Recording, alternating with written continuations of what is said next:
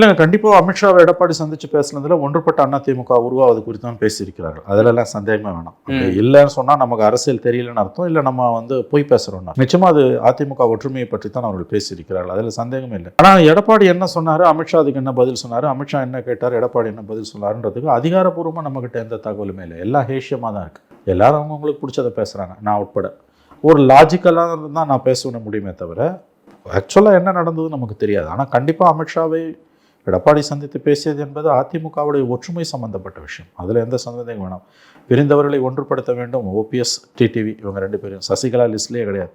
இந்த 2 பேரையும் உள்ளே சேர்க்கணும். அதுலேயும் குறிப்பாக ஓபிஎஸ்ஸை சேர்க்கணுன்றது மட்டும்தான் ஒரே கோரிக்கை. டிடிவி தனி கட்சி வச்சுப்பாரு, அதை என்டிஏல கூட்டணியாக வச்சுக்கலாம். டிடிவியை சேர்த்துக்கோன்னு கூட அவர் சொல்லலை. ஓபிஎஸ்ஸை சேர்த்துக்கொள்ளுங்கள்னு மட்டும்தான் சொல்கிறாங்க அவங்க. ஓபிஎஸ்னால் அவர் கூட இருக்க மனோஜ் பாண்டியன் வைத்திலிங்க, அவ்வளோதான். இதற்கு அவர் ஒப்புக்கொள்ள மறுக்கிறார். எனக்கு வந்த தகவல் டிடிவி தினகரன் தனி கட்சி ஆரம்பித்து, தனி கட்சி தான் அவர் ஆரம்பித்து வச்சிருக்காங்க. அது என்டிஏல கண்டினியூ ஆகட்டும், எனக்கு ஒன்றும் ஆட்சேபம் இல்லை, 5 சீட் வரைக்கும் கூட கொடுக்க தயார் அப்படின்லாம் சொல்லியிருக்காரு அவர்.